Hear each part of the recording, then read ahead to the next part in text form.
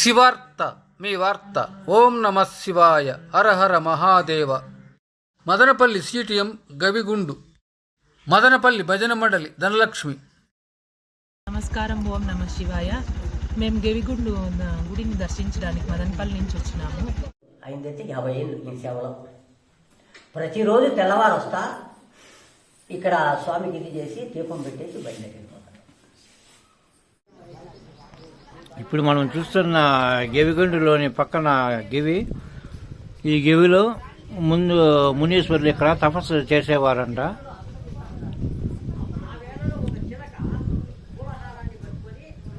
ఇది లోపలికి గవి ఉంది, చాలా దూరం ఉంది. ఓం నమ శివాయ.